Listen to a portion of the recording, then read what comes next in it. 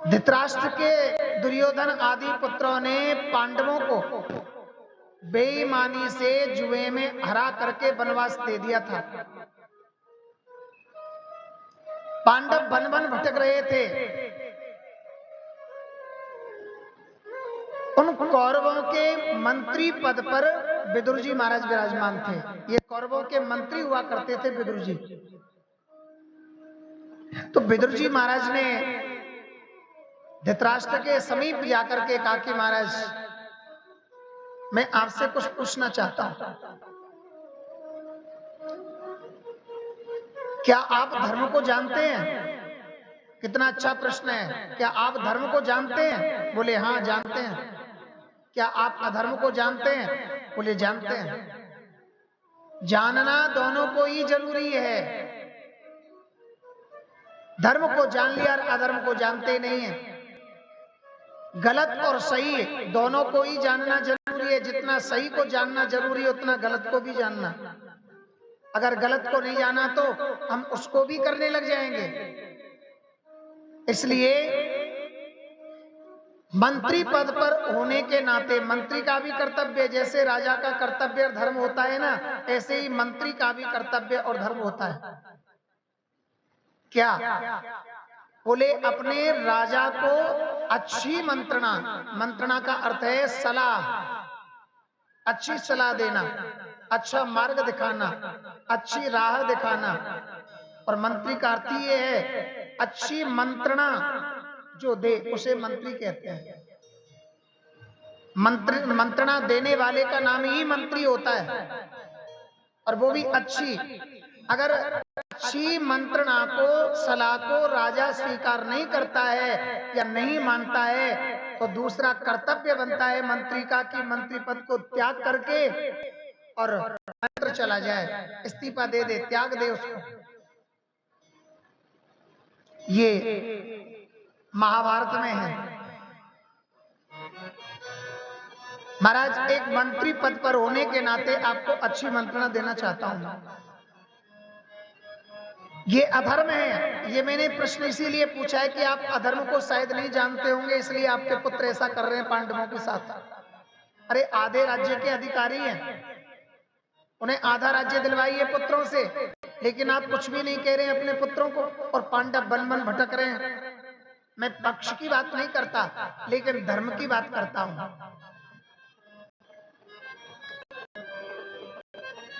जब आप दोनों को ही जानते फिर भी आप होके बैठे हैं, तो धृतराष्ट्र ने क्या कहा?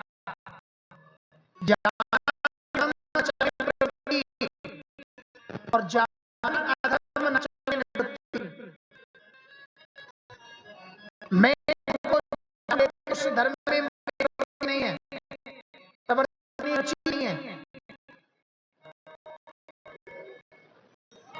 अधर्म को नहीं जानता हूं, लेकिन उससे मेरी निवृत्ति नहीं है। निवृत्ति माने त्याग। अधर्म मुझसे छूटा नहीं है।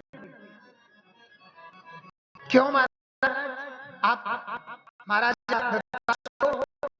सामान्य पुरुष जो अधर्म से आप नहीं पा रहे हैं, ये कारण है। बोले कौन सा कारण है महाराज? बोले पुत्र मोह। पुत्र मोह, पुत्र में मोह होने के कारण मैं इस अधर्म को आधार नहीं दे पा रहा हूं, और ये अधर्म मुझसे हो रहा है। सुन रहे थे दूसरे दिन की कथा में, वो सकल व्याधि कर ये मोह ही दुख का कारण है। शायद धृतराष्ट्र धर्म को ही स्वीकार करते तो पुत्रों को ऐसा उसे रोकते, लेकिन में पुत्र मेरे जा रहे हैं, रोका ही नहीं के कारण, प्रेम होने के कारण से ये मोह है। और मोह में व्यक्ति इतना जनित हो जाता है कि उसे ये पता नहीं है मेरे पुत्र का अशुभ ये नहीं है।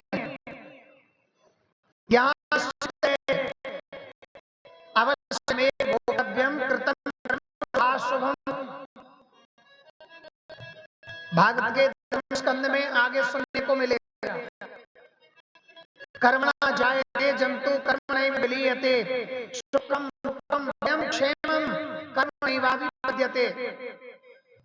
इस कर्म भूमि में अच्छे कर्मों से जन्म और गलत कर्मों से जन्म, अच्छे शुभ कर्मों से अच्छी मृत्यु विलीयते यानी मृत्यु, अशुभ कर्मों से गलत मृत्यु यहाँ होती है।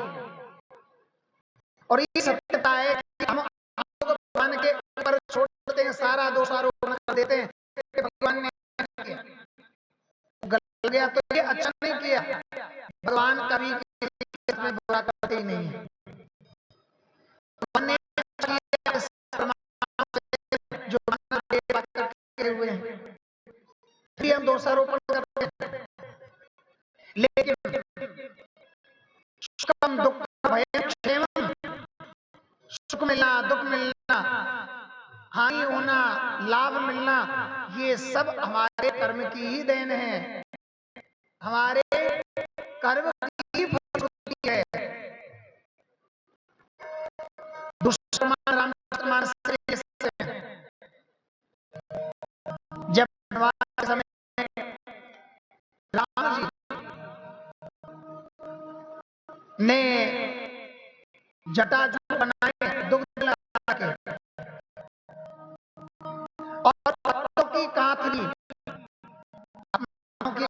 तो सद नहीं होगी लेकिन पहले पतली कपड़ों की कांथली बनाया करते थे सोने के लिए। यहाँ भी पत्तों की कांथली बना करके भूमि में और लक्ष्मण जी जान सहन करने के लिए जब हुए निषाद राज के आंखों में अश्रुधारा बह गई। हे विधाता, ने इनको इतना सुंदर रूप दिया ही क्यों? अभी तक इनको पता नहीं है कि परब्रह्म में भगवान है। इतना सुंदर रूप दिया ही क्यों? इतना सुकोमल बनाया ये और कैकेयी के द्वारा वनवासी दिलाना था, तो फिर इतना सुंदर सुकोमल स्वरूप दिया क्यों? इतना सुंदर बनाया क्यों? अरे बन के योग्य थोड़ी है। करने लगे कैकेयी को, बहुत दुखी होने लगे। लक्ष्मण ने कहा, लक्ष्मी पहले थे भैया रोइए मत, दुखी मत होइए,